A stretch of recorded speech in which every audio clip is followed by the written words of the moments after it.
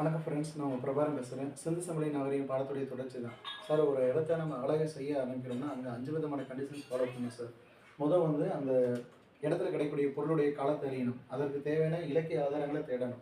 அடுத்து அந்த இடத்துடைய பரப்பளவு மேற்பரப்பு எப்படி இருக்குன்றதை பார்க்குறதுக்காக வான்வழி புகைப்படம் எடுக்கணும். அடுத்து அந்த இடத்த எவ்வளோ ஆழத்துக்கு தோண்டணுன்றதுக்காக காந்தப்புல வருடியை பயன்படுத்துவாங்க. எவ்வளோ பரப்பளவு தோண்டணுன்றதுக்காக ரேடார் யூஸ் பண்ணுவாங்க.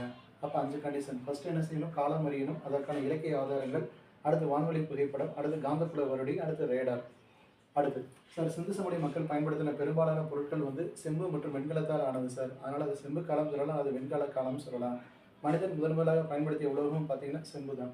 சிந்து சமவெளி நாகரிகத்துடைய பரப்பளவு ஆரம்பிக்கும் போது 13 லட்சம் சதுர கிலோமீட்டர் பரப்பளவு, இன்னைக்கு 15 லட்சம் சதுர கிலோமீட்டர் பரப்பளவையும் தாண்டி போய்கிட்டு இருக்கு.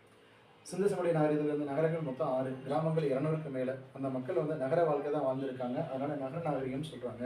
சிந்து சமவெளி நாகரிகத்துடைய எல்லைகள் கிழக்கு பக்கம் பார்த்தீங்கன்னா ஆலம்கீர்பூர், உத்தரப்பிரதேச மாநிலத்தில் ஆலம்கீர்பூர் வரை அந்த நாகரிகம் பரவி இருக்கு. மேற்கு பக்கம் பார்த்தீங்கன்னா பாகிஸ்தானுக்கும் ஈரானுக்கும் எல்லையில் அமைஞ்சிருக்கூடிய சுட்காஜன் டோர் குடியிருப்புகள் வரி அமைஞ்சிருக்கு. வடக்கு பக்கம் பார்த்தீங்கன்னா ஆப்கானிஸ்தான் நாட்டில் சார்பரி வரி அமைஞ்சிருக்கு.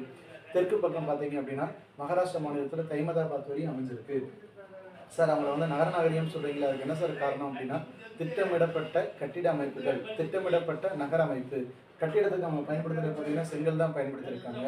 அந்த செங்கல் இருக்குது. அடுத்து கட்டிட அமைப்பில் பார்த்தீங்கன்னா மாடி வீடு இருந்திருக்கு, வீடுகள் தோறும் குளியலறை இருந்திருக்கு, கழிவறை இருந்திருக்கு. தன்னுடைய குடிநீர் தேவை அவங்க கிணறுகள் மூலமாக பூர்த்தி செஞ்சுருக்காங்க. வீட்டுக்கு வெளியே ஒவ்வொருத்தவங்க வீட்டுக்கு வெளியிலையும் மூடிய குப்பை தொட்டி இருக்குது, சாக்கடையும் மூடப்பட்ட சாக்கடையாக இருக்குது. இதெல்லாம் எதுக்கு சார் அப்படின்னா, அவங்க தூய்மைக்கும் சுகாதாரத்துக்கும் கொடுக்கப்பட்ட முக்கியத்துவம். இப்படியெல்லாம் வாழ்ந்ததுனால தான் நம்ம நகர நாகரிகம் அப்படின்ற கருத்தை முன்வைக்கிறோம். ஒவ்வொரு தெருவுடைய எட்ஜிலையும் பார்த்தீங்கன்னா பாதாள சாக்கடை திட்டம் இருந்திருக்கு. தெருக்கள் பார்த்தீங்கன்னா செங்கோண முக்கோணத்தில் தான் வெட்டி கொள்ளும். அடுத்த தெருக்களில் வந்து தெரு விளக்குகள் இருந்திருக்கு. மின்சாரம் கிடையாது, தீப்பந்தம் இந்த மாதிரி வச்சிருக்க வாய்ப்பு இருக்குது. அடுத்து பார்த்தீங்கன்னா அவங்களுடைய தொழில், எல்லா விதமான தொழில்களும் இருந்திருக்கு. கைவினை தொழில், விவசாயம், அடுத்து பார்த்தீங்கன்னா கால்நடை மேய்த்தல், இப்படி எல்லா விதமான தொழிலுக்கும் அடிப்படையான கட்டமைப்புகள் உருவாக்கப்பட்டிருக்கு. அடுத்து பார்த்தீங்கன்னா தரப்படுத்தப்பட்ட இடைகள் பயன்படுத்தியிருக்காங்க. இப்படி பல காரணங்களால தான் நம்ம சிந்து சமவெளி நாகரிகத்தை நகர நாகரிகம் அப்படின்னு சொல்கிறோம். இந்த வீடியோட தொடர்ச்சி அடுத்த வீடியோவில் பார்க்கலாம். தேங்க்யூ.